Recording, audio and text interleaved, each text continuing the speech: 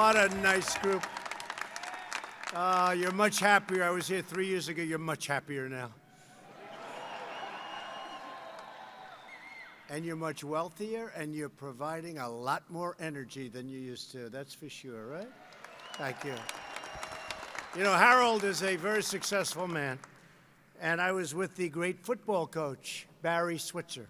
I think he might be the only one. He won in the NFL, and he won in college, right, the championship. But Barry is a great guy, great coach, and he's one of Harold's best friends. And Harold was coming into a meeting, and I was talking to Barry, and he said about Harold, you know, sir, that guy can take a straw, probably the plastic ones before they changed. I don't think it would work. The paper straws aren't working too well. Sir, he can take a straw, and he can put it into the ground, and oil comes out. And other companies, they spend billions looking for oil. They want to find that oil. They just spend billions, and they can't get it. But this guy puts a straw in the ground. I said, how cool is that, right? But that's my friend Harold. He's a great gentleman. I learned a lot about energy from him. But it's wonderful to be here back in Pittsburgh. By the way, go Steelers. Go Steelers. Big Ben, I guess Big Ben is recovering. I know Ben, he's a great guy. He's a tough cookie. And he'll be back, right? He'll be back. Big Ben. And you have a great ice hockey team, too. You have a great ice hockey team. Sidney Crosby, the whole group. You know, they were at the White House not a long time ago. And they came in, and they are a great group of people. So you have great sports place and great sports town. But I'm here with the incredible people who fuel our factories, light up our homes, power our industries, and fill our hearts with true American pride. That's you. And by the way, you guys sit down. Thank you. Sit down there. We'll be here for a little while. I like energy people. Energy people have a lot of energy, unlike some people I deal with. They got a lot of energy in more ways than one. Nobody does it better than the hardworking men and women of Marcellus Shale country.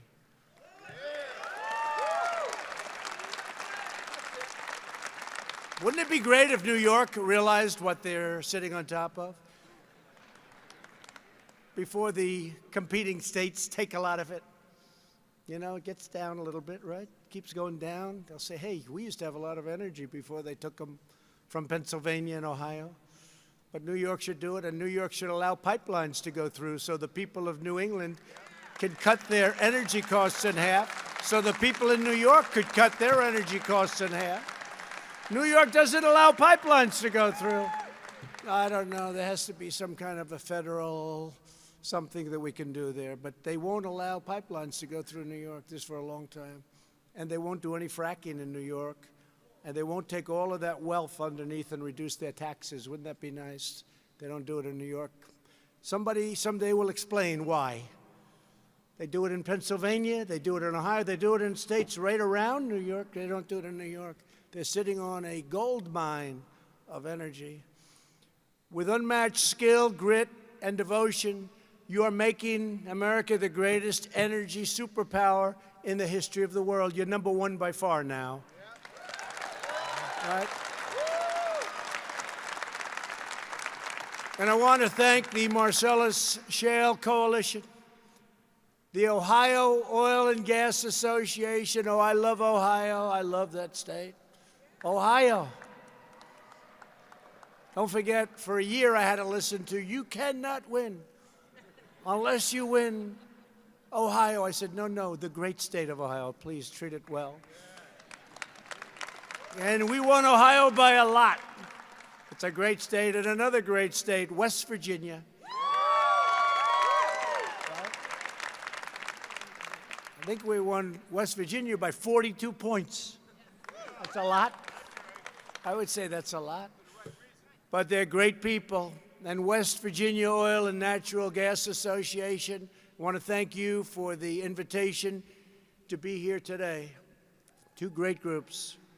We're honored to be joined by members of my cabinet who are fighting every day to support the American energy revolution. By the way, if the other people ever get in, everything I said, forget about. You won't have money to pay for a ticket to this place. You'll all be out of business very quickly. In the meantime, you're doing better than you've ever done. But I have cabinet members here. Interior Secretary, largest landlord in the United States by a factor of about 200. David Bernhardt. Where's David? David? Thank you, David. Stand up. What a great job.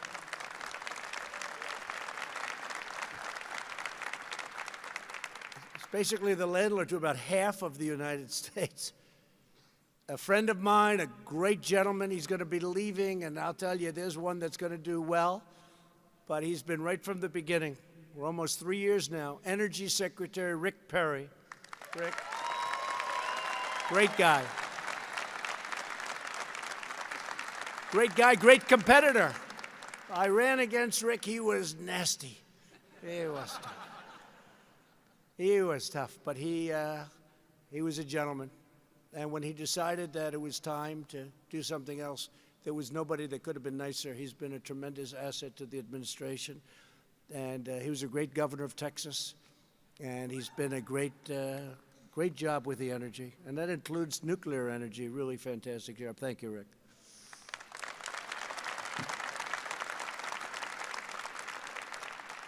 Another man who's here who's been incredible. He is a man that no matter what you do, it's never going to be considered right, because one group will like it and one group won't, but he's really tough. He's really smart.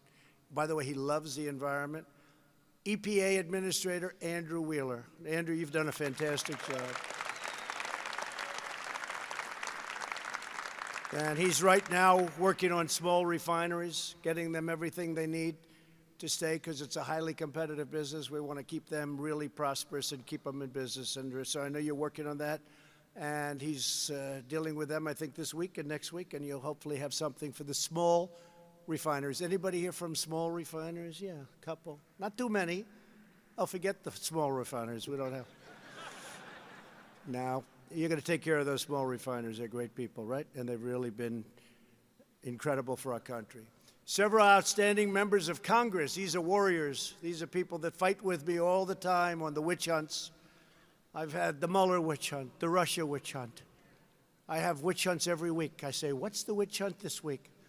They can't beat us at the ballot box. They cannot beat us at the ballot box. So they want to try and beat us the old-fashioned way, which is not very nice. They are a nasty group of people.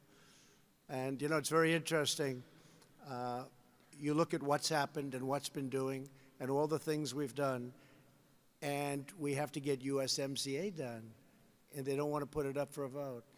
And the do-nothing Democrats, they will pass it, but it has to be put up by Nancy Pelosi. So let's see what happens, but I think they're going to put it up because everybody wants it, and I think ultimately they're going to do the right thing. But it's all ready to go. It's approved by Mexico. It's approved by Canada. It's approved by everybody that has to be approved. We have to give it a vote. It's been sitting for a long time. A lot of money wasted, a lot of jobs wasted. It's going to have a tremendous impact. But these are warriors that have been with me right from the beginning.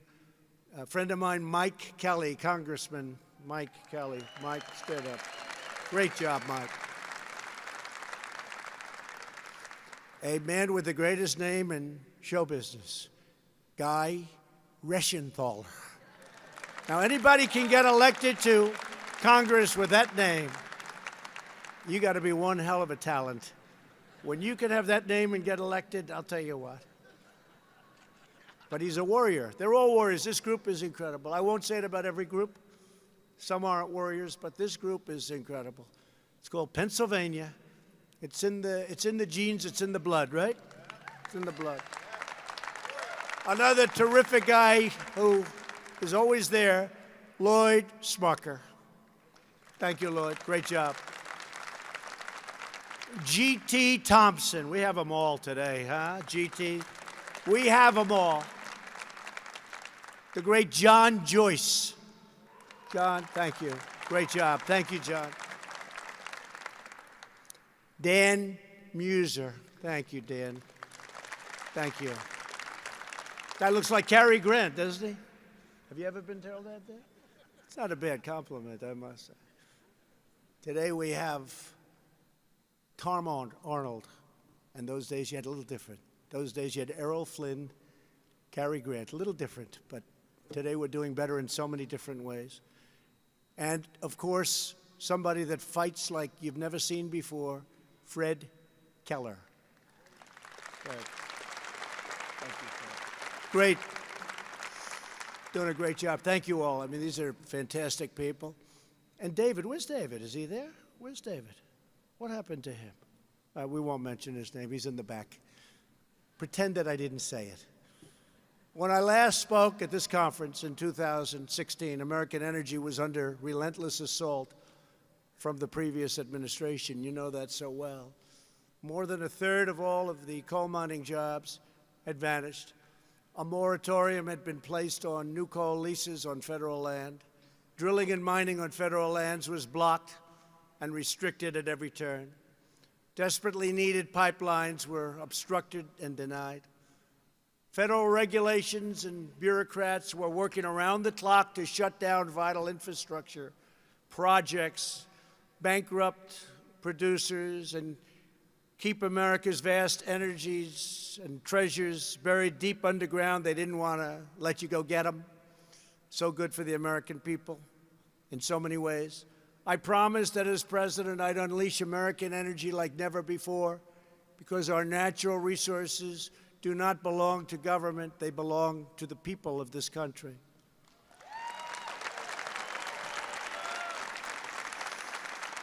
American energy belongs to hardworking men and women like you who get up every day and make this country run.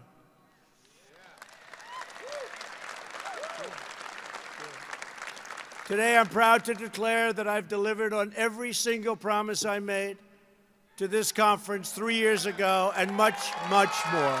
Everyone.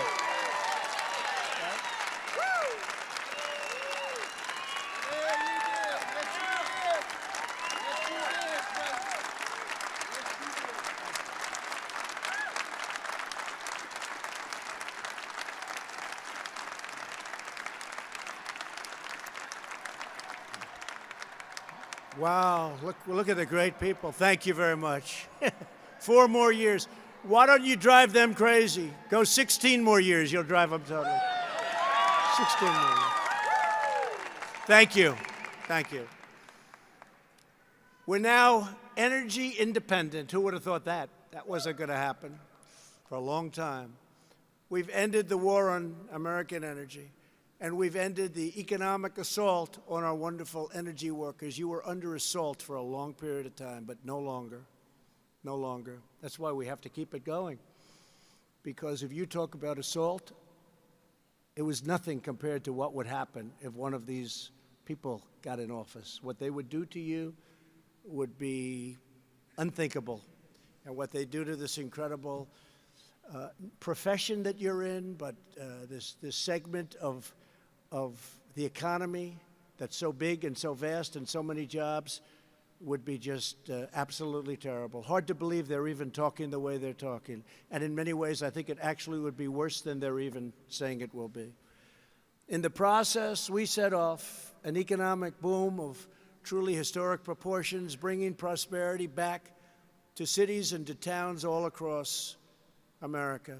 Not only energy. Energy was just the first step in so many other ways, but without energy, it all doesn't happen. In my first week in office, I approved permits for the Keystone XL and Dakota Access pipelines.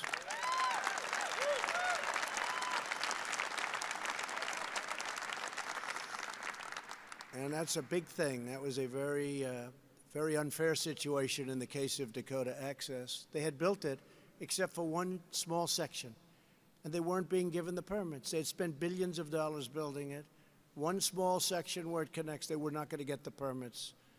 And I gave them the permits, and they got it built, and it's been operating now and very successfully.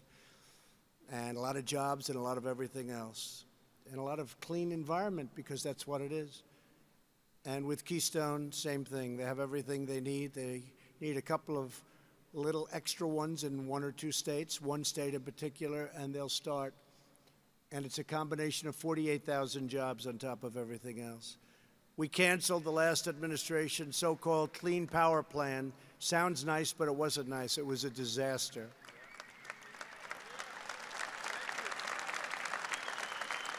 which would have cost Americans nearly $40 billion a year and caused electricity prices to soar to double digits while cutting coal production by almost 250 million tons. We repealed the Interior Department stream protection rule, which was a disaster. It sounds so beautiful. It sounds so beautiful, and it was so bad, which would have cost businesses $1.2 billion and was a backdoor attempt to destroy the American coal industry, which is now starting to thrive again, which we're very happy about.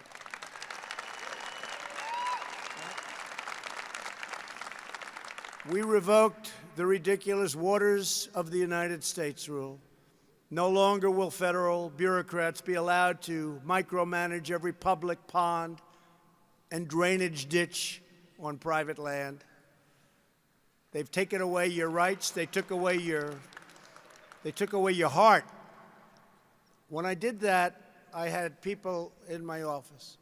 I had miners, and I had farmers, and I had builders building homes. And many of them were tough, strong men and women, and almost all of them were crying. They said, "Sir, you've given our life back to us." I did it in Minnesota with the Iron Range. Minnesota, we gave them back the Iron Range. That was closed by President Obama. Someday they'll explain why they closed it. Finest iron ore in the world, they say. I withdrew the United States from the terrible one-sided Paris Climate Accord. It was a total disaster for our country.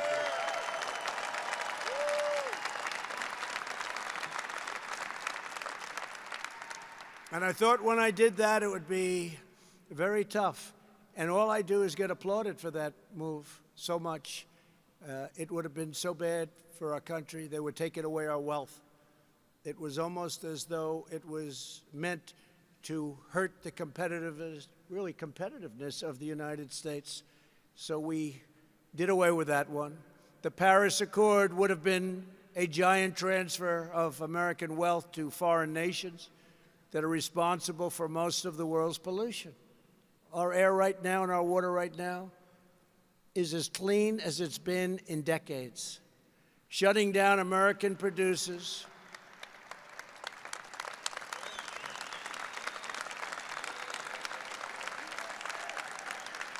The Paris Accord would have been shutting down American producers with excessive regulatory restrictions like you would not believe, while allowing foreign producers to pollute with impunity. They were allowed to do what they were doing. I'm proud that today the United States is among the very cleanest air and drinking water on earth, anywhere on earth. And we're going to keep it that way because everybody in this room, you're in the energy business, but you want the same clean water and same clean air that I do, that my family does, your family. So I just want to thank you. It's really incredible, but we're at a very, very good point environmentally right now. What we don't do to punish, thank you. Thank you. What we won't do is punish the American people while enriching foreign polluters, because I can say it right now, and I'm proud to say it. It's called America First, finally. It's called America First.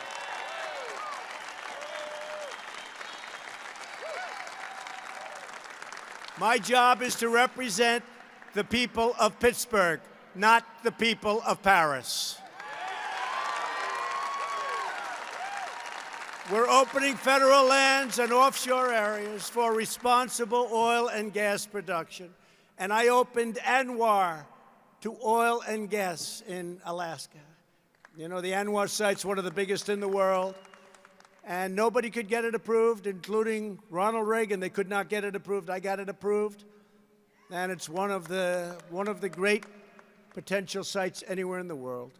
Nationwide, the Interior Department, thank you, David, has been drilling permits, and you've seen drilling permits increased by over 300% since I've been in office, and we are issuing permits 3 times faster than when I first took office, and that number is going up, and we're doing it in a very environmentally responsible way. David, thank you.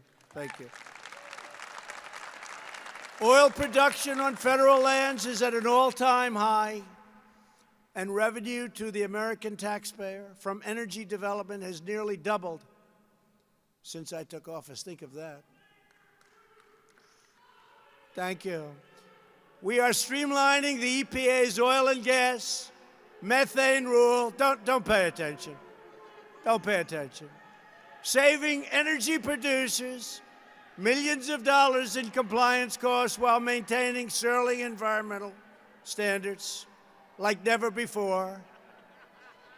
Yeah, don't hurt them. Don't hurt them, please. They don't know they're dealing with very tough people in this room.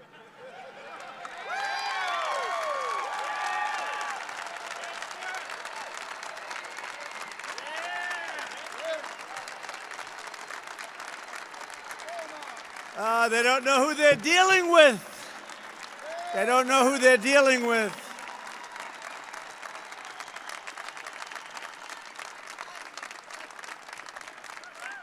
They just don't understand. All right, go home to Mom. Explain to Mom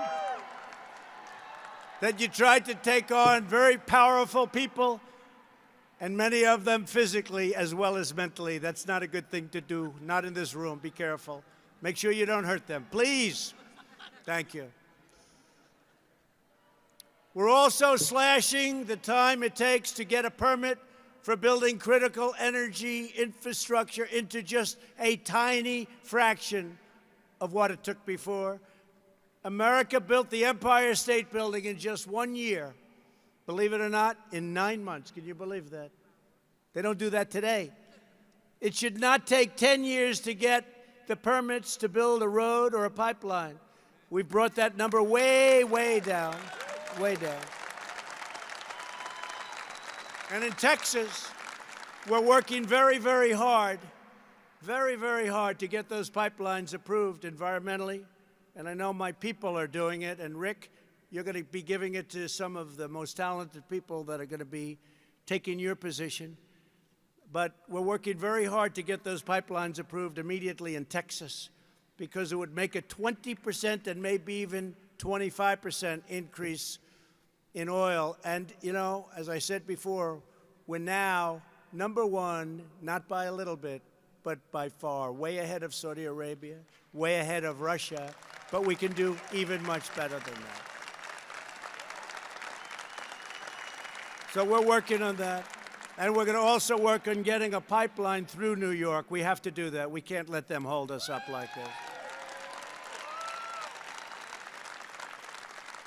And as I said, the energy prices in New England, if they allowed that to happen, could be cut in half. Energy prices in New York and other areas, we have to have a pipeline go through. They won't let it happen. But we'll do our best, right? Right, Andrew? Good luck. We'll get it. We'll get it. Never made sense, does it? Can you imagine? They hold it up, they stop it. They stop it. Never made sense. That's one never made sense. And they don't drill. They don't frack. They're sitting on a fortune. What they could do, they could pay off their debt. They could pay off a lot of things. They could have taxes cut in half, maybe better than that. So someday somebody in this room is going to sit down and explain to me what the hell are they doing in New York? What tremendous potential. But we'll be talking to Governor Cuomo about it. We'll be talking to some of the people about it, because I know the people in this room want it to happen, because the prices of energy will go plummeting down. The Interior Department has already cut the time it takes to complete an environmental impact statement from more than 5 years to less than 1 year, and the average page length is down nearly 90%.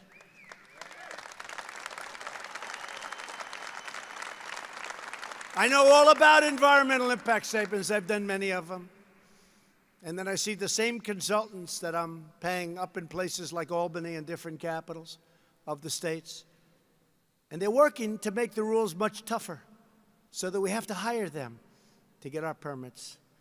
But we're trying to cut it way, way back, because I want you people to be able to move fast. And you know what? If you have a bad project, if you have a bad road, if you have a bad pipeline, if you have a bad well, I don't want you to get the permit. But you don't have to wait for almost an entire lifetime to be told no. We'll tell you in a year or less. And if you can do it, we'll tell you in a year or shortly more than a year.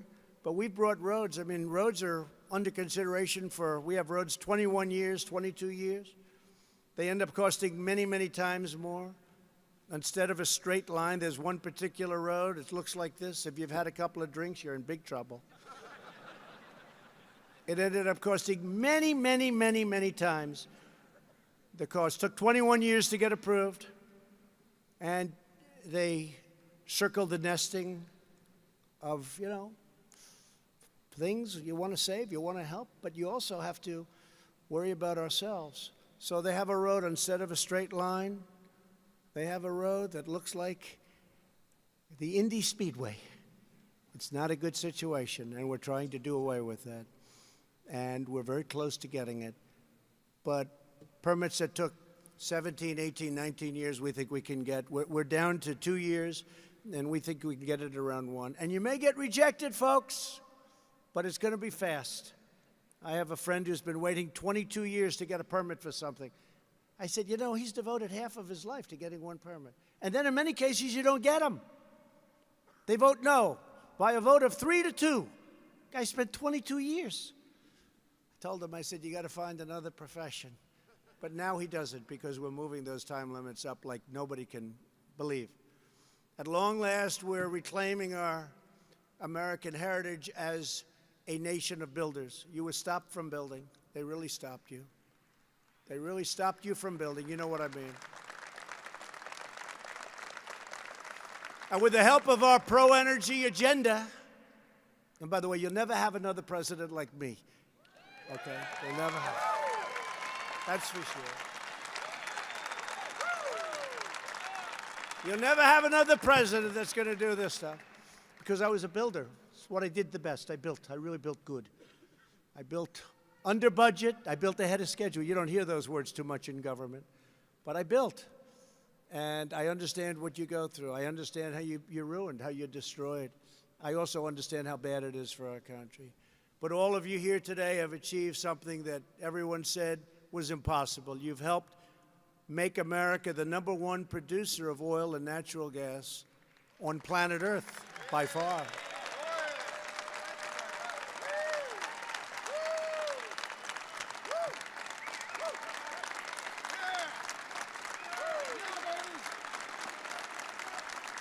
#1 by far. #1 by far. And think what that means for jobs. Think what that.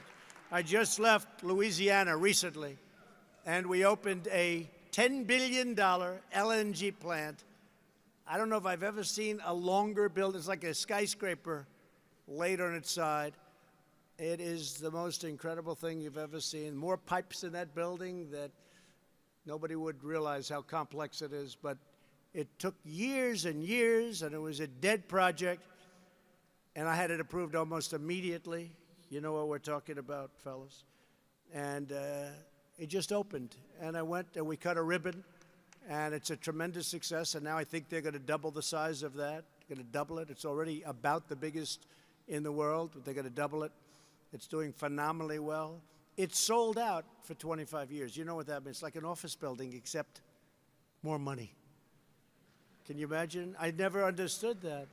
When they said it's sold out, they sold it out. Other countries have purchased the LNG, but now they're going to double it up, and they're going to build another one. And we have, in Texas, we have so many things happening. It's so exciting. We have a tremendous potential in our country. People don't realize. They think we're doing well. When these trade deals become ripe, when we get them finished with China, we're doing fantastically well, fantastically well. When we get them finished with Mexico and Canada, USMCA. When we get some of the other ones, as an example, we finished it with South Korea. What a difference that has made. That was a Hillary Clinton deal. She said, this will produce 250,000 jobs. And she was right, except the jobs were produced for South Korea, not for us, okay? She didn't tell us she meant South Korea. She said, this is good for 200. What a horrible deal that was.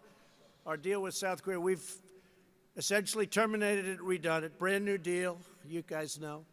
And it's now a really great deal, but that was a disaster. 250,000 jobs it will produce, I remember her saying. And then it turned out that it was for a different country. We don't like those deals, do we? For the first time in more than 60 years, we are an exporter of natural gas, and our net energy imports are the lowest level in more than 60 years.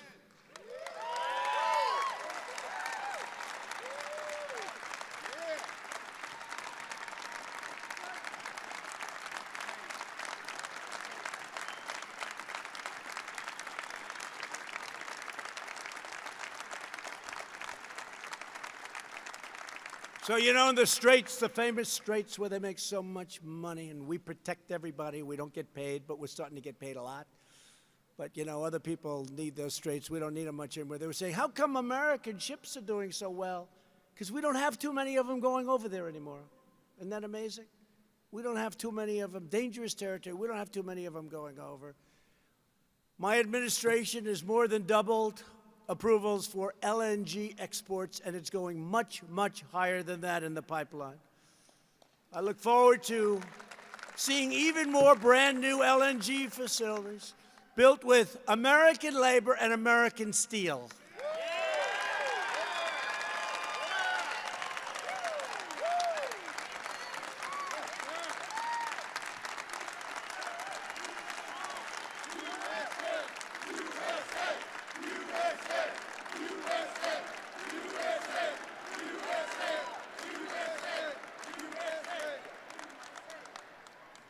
You know, with the pipelines that we approved, I said I want them to use American steel, like on Keystone.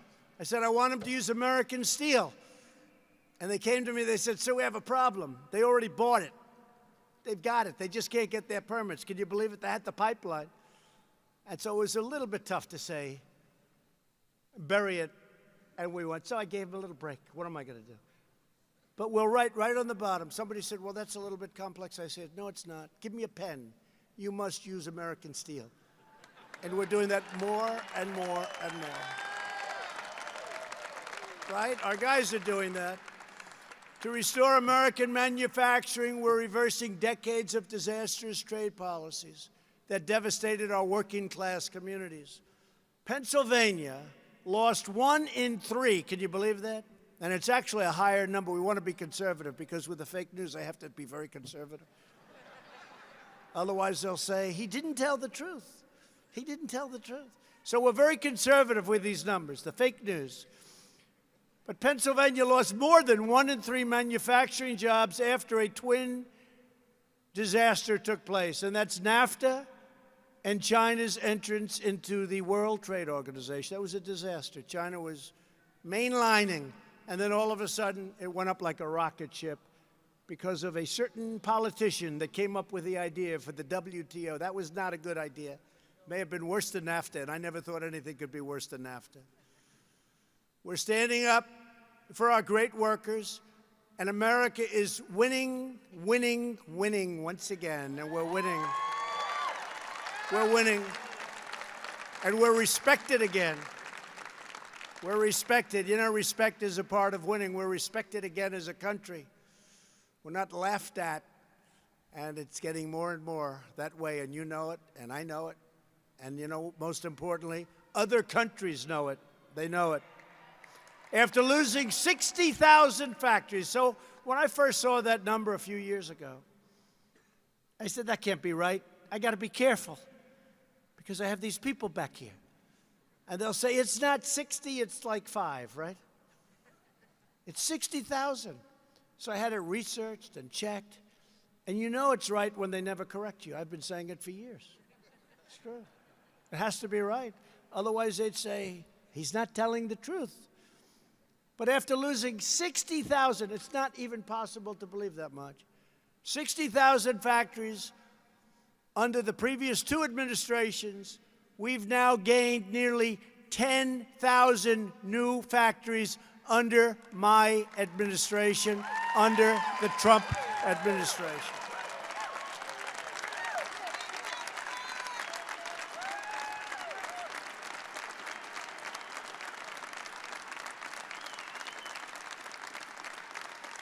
And NAFTA that we've been talking about will be replaced with the USMCA, which will really be a historic win for American energy producers, farmers, and factory workers of all types. The do-nothing Democrats in Congress, including Democrat Connor Lamb. This guy talks so nicely about me. He's like got my policy, except for one problem. He never votes with me, never, ever, ever. They want to take away your guns. Connor Lamb wants to take away your guns. They want to take away your energy, that one you know, right? So Connor Lamb, right here from Pittsburgh, and I appreciate, Connor, whoever you are, I have no idea what you even look like. But there's some guy named Connor Lamb who speaks very nicely about, you know why? Because you're in like a Trump district. No, it's right, that's true. Right? No, the president's excellent. He's doing a good job. I thought he was a Republican until I found out. I said, this guy's got to be a Republican. But he never votes with us. That's the only thing that matters, right? We don't get his vote. But we have to stop this Democrat insanity, get back to work. We have to pass the USMCA. And by the way, I have to tell you something. There's a guy named Sean Parnell, who is a fantastic military man, brilliant, got everything going. And I heard, fellas, maybe my genius congressman can tell me, I hear that Sean Parnell going to run against Connor Lamb. That will help the energy business a lot. And he should win. He should win. And Sean will vote for us, and he'll work for us. Industries are racing back to America because we've made this the best place in the world to hire, to invest, build, and to grow. We've enacted fair trade policies, unlocked affordable energy, cut a record number of job-killing regulations, and made our tax code globally competitive. Our taxes were a disaster. You couldn't compete with other nations. Since our tax cuts were passed, the largest tax cuts in the history of our country, the Democrats want to raise your taxes. I don't know, how does that work politically? I haven't figured that one out. They want to raise your taxes. I talk about tax cuts. They say, no, we want to raise your taxes. You know, they're vicious and they stick together, but they're lousy politicians, I will tell you. It's true. They got two things. They've got two things. They stick together and they're vicious. Their policies are horrible. Open borders, sanctuary cities, take everyone's guns away. But they do. They stick together. They don't have a Mitt Romney in their midst. They don't have the Mitt Romneys of the world. They stick together better than the Republicans do. I love the Republicans. 94 and 95% approval rating they gave me recently. But still, they don't stick. We got to stick together. We got to stick together. Right? Since our tax cuts were passed, nearly $1 trillion have returned from other countries back home where it belongs. Think of it. We've gotten $1 trillion with a T, $1 trillion back from overseas, from other countries, that instead of spending the money over there, the reason was it was prohibitive. You couldn't do it. It was bureaucratically impossible, and the tax rate was so high, nobody would do it. Now the money is pouring back into our country. They're using it for lots of different things. $1 trillion is going to be much more than that. Massive new investments are bringing thousands of energy jobs to states like Ohio and West Virginia that we mentioned, that we love. New Mexico, which I think we're going to win. You know why we're going to win New Mexico? Because they want safety on their border. And they didn't have it. And we're building a wall on the border of New Mexico. And we're building a wall in Colorado. We're building a beautiful wall, a big one that really works, that you can't get over, you can't get under. And we're building a wall in Texas. And we're not building a wall in Kansas, but they get the benefit of the walls that we just mentioned. And Louisiana is incredible. We have a great race in Louisiana. The governor turned out to be not very popular. We have a race between a great Republican and a governor that has not done a good job. High taxes, horrible insurance. They can do so much better. We have a great Republican running in Louisiana. You've been watching that the last week. Indiana, Michigan, Tennessee, Pennsylvania, so many states. Such potential for growth. 2 months ago, I traveled to Beaver County, not far from us today, where Shale, anybody here from Shale? Shale. Where Shale is making the largest investment in Pennsylvania's history. Think of that. That's a big investment. Their gigantic new petroleum plant and petrochemical plant, it's the biggest, one of the biggest in the world, will create more than 600 new Pennsylvania jobs and thousands of construction jobs and provide a tremendous boost to the local economy, to put it mildly. A similar $10 billion investment will soon, we believe, got to get a little more push, be coming to the great state of Ohio. They'll like that. Great people in Ohio. Great. And our goal is to bring 100,000, that's a lot of jobs, energy jobs, to Appalachia and to rebuild this magnificent region. And it is a magnificent region with magnificent people, which was forgotten for too long by the Democrats. And they get votes. The Democrats would get votes. And remember what I said. What do you have to lose? I said it to Appalachia, and we did tremendously. I said it to our great African-American community. I said, what do you have to lose? You have the most crime. You have the worst education. You have the lowest home ownership. You have all these horrible statistics I'm reading. And then I said, what do you have to lose? Now the African-American community has the lowest unemployment numbers in the history of our country. They have the best employment numbers in the history of our country.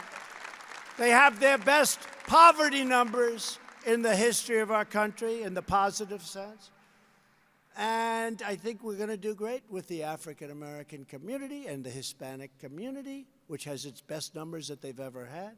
Their median income, Hispanic median income, is the highest it's ever been, over $50,000 per person.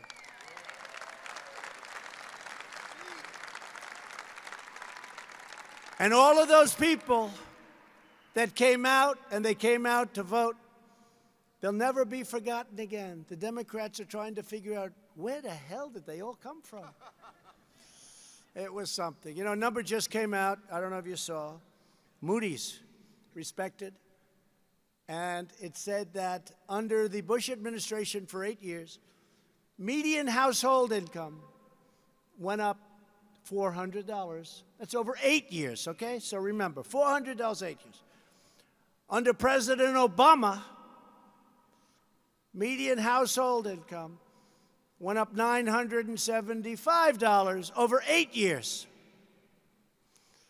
Over your favorite president, President Donald J. Trump, median household income for 2.5 years. So remember this, 8 years, $400. $400. You don't even, that gets wiped out by inflation. $400, $975. In 2.5 years, our number is $5,000 plus $2,000 for the tax cuts, $7,000.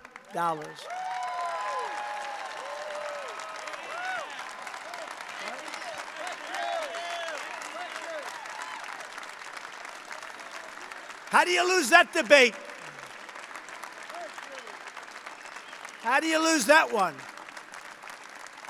When you're up debating, how do you lose those debates? But we're very proud of those numbers, very, very proud of what's happened with unemployment for African American, for Asian and Hispanic. The numbers are the best in the history of our country. With American energy once again powering our prosperity, the United States has the hottest economy recognized by everybody anywhere on earth. These leaders from other countries, prime ministers, presidents, kings, queens, and dictators, they just don't want to be known as a dictator. Actually, some do, but they don't want to be known as a dictator. But they come in and they say, President, we'd like to congratulate you on the economy. They're trying to copy us. They say it won't work. Because we have the greatest people on earth. We really do. We have the greatest people on earth. I really believe that. Since the election, we've created more than 6.4 million new jobs, including more than 240,000 jobs in Ohio, West Virginia, and Pennsylvania.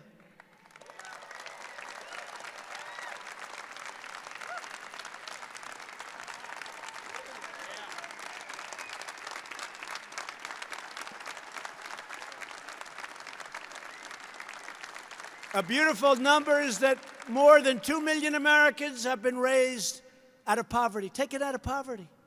Wages are rising, and they are rising the fastest of all. A lot of you people are going to like this, for the blue-collar workers, the best proportion of anybody. Blue-collar. In the first half of this year, wages for the lowest income workers increased by more than 6%, an unheard of number. Unemployment is at the lowest rate in more than 51 years. Joining us today are a few of the hardworking Americans who are thriving thanks to America's booming energy sector.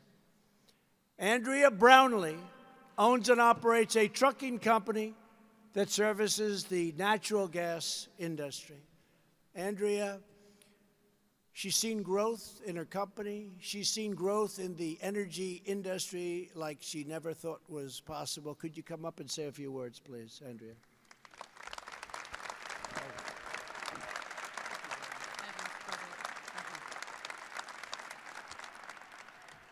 I grew up here in the Ohio Valley, the daughter of a steel worker, still actively farming my grandfather's farm.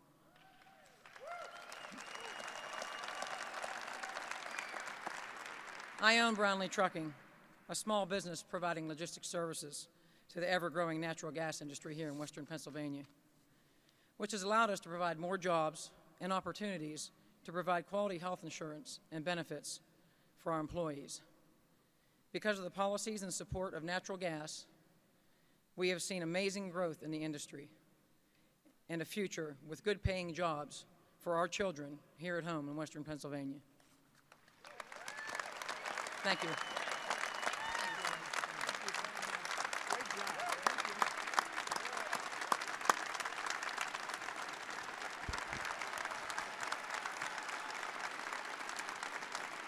They like you.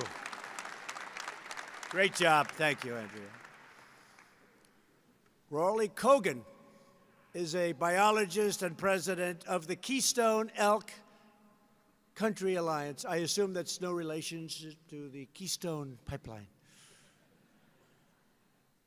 It's supposed to be a great charity that works to conserve Pennsylvania's beautiful elk population. Rawley, I wish you'd come up and tell us a little bit about your partnership with the energy industry and how it's been so incredible for American wildlife.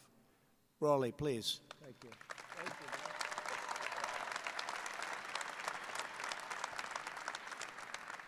Thank you, Mr. President. Ladies and gentlemen, don't let this hat fool you. I'm a born and bred Pennsylvania proud country boy.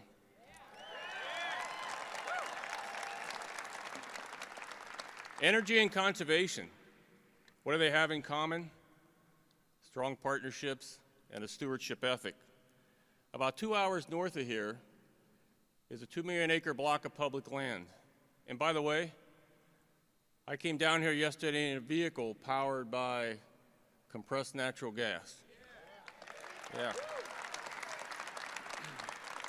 2 million acre block of public land 2 hours north of here called the Pennsylvania Wilds. It's the size of Yellowstone National Park. It's the home to the easternmost wild elk herd in the United States, Pennsylvania's elk herd. In my career as an elk biologist, I have worked with this industry for 37 years. We enhanced pipelines. we lined, we fertilized, we mowed, we planted high-quality forage for elk and other wildlife. Pennsylvania's elk herd has grown from less than 100 elk in 1982 to over 1,100 elk today. And elk are a big attraction. Thank you. Elk are a major attraction. The Keystone Elk Country Alliance is a Pennsylvania-based 501c3 wildlife conservation organization. We operate and manage the Elk Country Visitor Center in Benezet. We do that in partnership with the Commonwealth of Pennsylvania. Since opening the Elk Country Visitor Center in September of 2010, we have welcomed over 3.3 million visitors to our front door. Thank you. Those visitors generate $250 million annually in economic development, primarily in food, transportation, and lodging. The natural gas industry has been a longtime supporter of Pennsylvania's elk country. They have contributed significant dollars to Pennsylvania's elk country and also to the Keystone Elk Country Alliance's educational programs as well as our habitat projects. But most compelling to me are the leaders of this industry, the people I'm looking at right now. They care deeply about our natural resources. I've watched it for 37 years. They care deeply about our environment because it's who they are. They're from Pennsylvania, they're from Ohio, they're from West Virginia, they're from all over this country. They go on vacation in our natural resources, they take their families there. That's where they go to disconnect. I have all the confidence in the world that they're going to continue to be good stewards of our environment.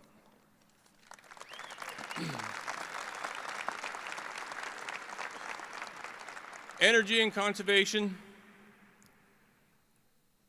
There are long-standing partnerships, and I value our partnerships. I applaud your conservation ethic, and I am genuinely appreciative of your leadership in making our country energy independent. Thank you, and thank you, Mr. President. Thank you, Raleigh. Thank you. Thank you very much, Raleigh. Finally, Bonnie Moore runs a farm in southwest Pennsylvania that has been in her family for more than 2 centuries. That's a long time. That is a long time, Bonnie. Over the years, Bonnie could do nothing but watch as economic decay drained her community of its vitality. It drained her community of its people and its wealth, but now it is springing beautifully back to life. Bonnie, please come up and tell us about what's going on, please.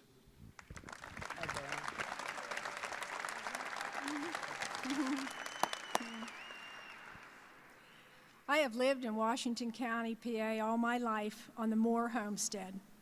Prior to this administration, the area was declining in jobs and population. The farmers had to work an outside job to support their farms.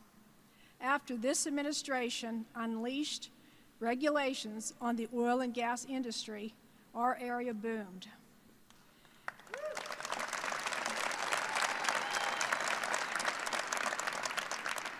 We had job growth, supply chain growth, and the landowners were compensated for allowing the energy companies to use their properties.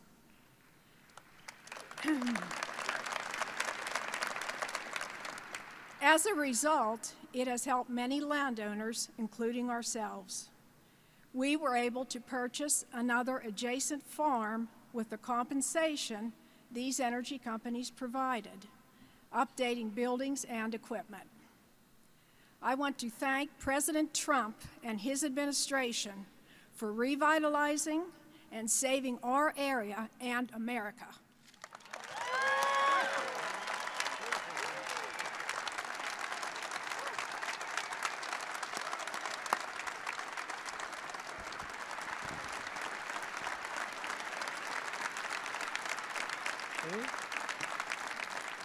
Thank you, Bonnie. See what you're doing, fellas? What a great job you're doing. Thank you very much, Bonnie. A thriving energy industry not only benefits hardworking Americans like Andrea and Raleigh and Bonnie, who live in shale country, It's also an enormous benefit to citizens all across our country, all across our land. According to the Council of Economic Advisors, who cannot even believe the numbers and the success that we're having, the astonishing increase in production made possible by shale and the shale revolution saves Americans $203 billion every year, or $2,500 for a family of 4 in lower electric bills, lower prices, and at the gas pump. So now you can add that $2,500 onto the $7,000. I think I'm going to do that from now on, if you don't mind, Mr. Congressman. I think we're going to do that because now you add it on, and you're getting close to $10,000 a year compared to $400 and to $975. That's a big difference. I think we have to add it on. We'll add it on, right? Why not? But despite these terrific benefits, many politicians in our country are targeting your industry and your jobs for literally total destruction. Whether you like it or not, that's where they're going. I don't know, is it on purpose? Is it stupidity? Is it through evil? How could it be possible that they do this? Virtually every leading Democrat has pledged to entirely eliminate fossil fuels, wiping out American production of oil and coal and natural gas, and by the way, jobs. These Democrat plans would obliterate millions of American jobs, devastating communities across Pennsylvania, and bankrupting families all across our nation. As long as I am your president, that will never, ever even come close to happening, not even a chance.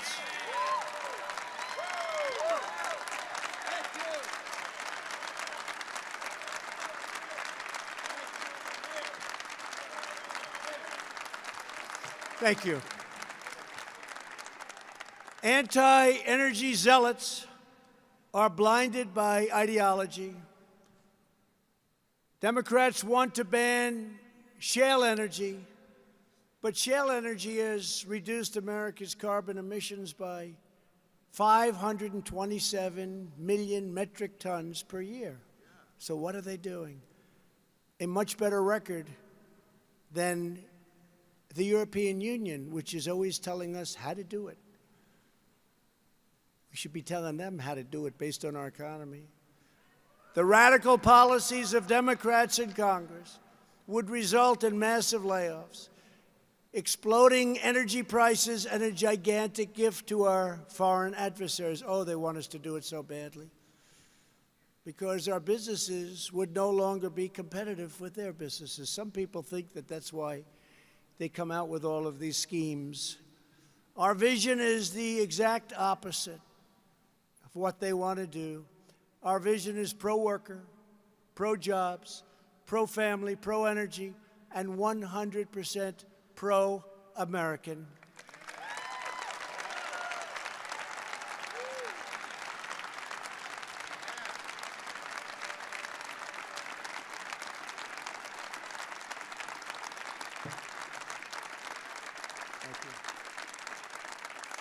We believe the United States should never again be at the mercy of a foreign supplier of energy. We were at the mercy for many, many decades.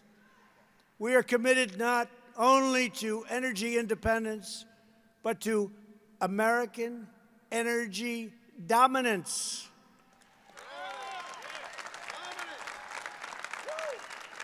And the path to that future starts right here in Shale country with all of you, the proud patriots of Pennsylvania and Ohio and West Virginia. You've always been loyal to America, and I will always be loyal to you. The job you've done is incredible. In every action I take, from defending American energy to securing American borders to ending the endless wars I am fighting for your interests, your families, and your countries above all others. We're fighting for you. We have to fight for you, and we're fighting for you, and remember that above all others. we were calling it Make America Great Again. We're calling it now Keep America Great. We will keep it going. And finally, as your president, we will always put America first.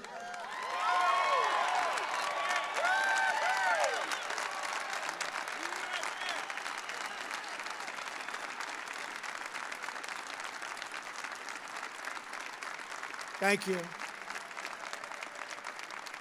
From the first days of our nation, the true sources of American greatness has always been hardworking, faithful citizens just like you. The extraordinary workers of this region are the ones who forged the steel that shaped our city skylines and mined the coal that powered our industries. They farmed the fields, manned the assembly lines, and loaded those rail cars. They gave their best each and every day to build the proudest and mightiest nation the world has ever seen, and we have never been stronger economically, militarily, than we are right now. Our military has been completely rebuilt.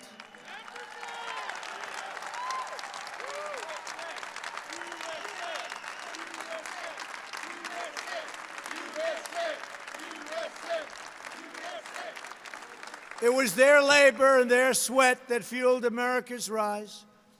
And it's your sweat and your skill and your soul and your love that are fueling the greatest comeback by far in American history. That's what we're doing. Greatest comeback we've ever seen. We are stronger today than ever before, and we will be even stronger tomorrow. You have to see what we have planned for our great country. Because we are one united team, one united people, and one United States of America. I will never stop fighting for you because I know that you are the ones who are rebuilding our nation. You are the ones who are restoring our strength. You are the ones renewing our spirit, and you are the ones who are making America greater than it has ever been before, and it's not even close. And congratulations to all of you, our great energy people, for what you've been able to accomplish, especially in the last 3 years. Thank you, God bless you, and God bless America.